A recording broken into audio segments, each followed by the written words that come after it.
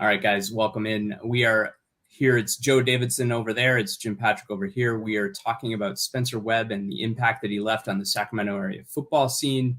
Joe, tragic news, and really what I've been able to glean from reading about Spencer. I wasn't here. I didn't know him, but what I'm gleaning is that this is one of those 1 in 100, 1 in 1,000, 1 in a 10,000 kid who just had a really boisterous personality. Tell me about Spencer Webb.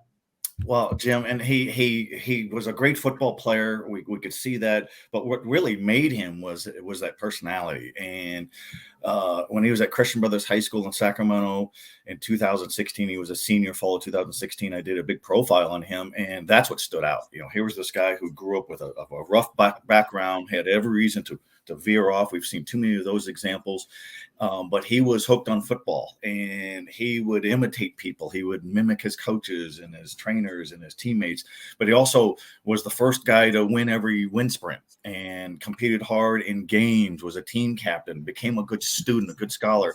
And Jim, he played with ferocity. Christian Brothers, you would play rival Jesuit in the Holy Bowl at Hughes Stadium, could be up to 15,000 fans, and he brutalized people with blocking and running over people, and he did it with flair, but not with arrogance. And then he's over there shaking his hand after the game, and he was a national recruit to Oregon, and people loved him up there. They would, like a concert scene where they put him on his shoulders after a winning touchdown and pass him around like a beach ball, which is no easy feat. I mean, he was athletically gifted. This is, how big was he? 6'6", 235. Had another 20 with football gear.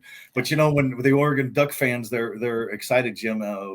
What is body and mass? They just push him around, pass him around, and they would hold signs in the stands too. Spencer Webb for president, and he was a lot of things, but he was not boring, and that's why his loss really resonates from Oregon all the way through Sacramento. His roots. Joe, did he play all 4 years at Christian Brothers? I mean, was he a standout from the beginning? He was. He played his first 2 years at River City High School in West Sacramento, and then his final 2 seasons at Christian Brothers. And the real heroes in his life is his older brother Cody Webb. And Spencer, as we've profiled, and he was very open about, was bounced around as a child. Wasn't necessarily a foster child, but felt like it. Aunt raised him. Grandfather, parents raised him.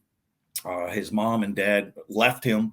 He was very open about that. He said, my parents went off to do different things, not always good things. It was their loss. He has since, in recent years, reconnected with his father.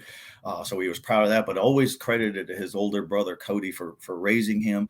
And Cody and his wife, Alicia, said, Jim, hey, Spencer, you're going to have to be a better student. And you're bombing out here, and we're going to have you be accountable, and without no grades, no games. And he bought in, and his dream school was Oregon. He signed there. He still talked about his brother Cody and his mentorship, and so he was motivated. He had this arm sleeve tattoo on his left arm, and it said the biggest letters were "Forever Blessed." And so he never forgot his roots. And these stories, Jim, I mean, we're inspired by the people who have all sorts of motivation and drive, and that's him. And that's why his loss at just 22 is so hard to fathom. He had so much more to give. I think he would have been a good guy in the media. He was looking into doing that. Probably would have been a really good coach because he connects with people, and just a genuine good person. And that's why these are hard to deal with. I'm just getting a sense. It looks like he wasn't. He was maybe set to move up this year and make his stamp on the Oregon football program. He didn't have a ton of receptions, but they were using him as a blocking tight end in previous seasons. I mean, it seems like he had the physical shape to be an NFL guy. Was that on his mind, Joe? Absolutely. And he had some great moments at Oregon. He off and on starter. There was a COVID deal that stalled everybody.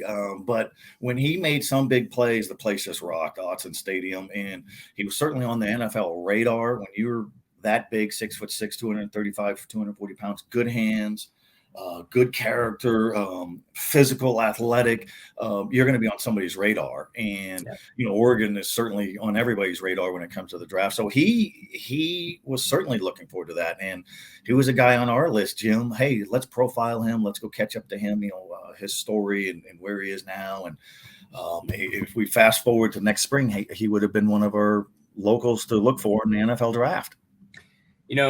I'm thankful all the time for your work. Joe, incredible output today. Joe's on vacation, and I think he wrote 3 stories in the last 12 hours.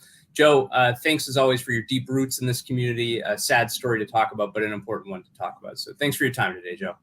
Thank you, Jim.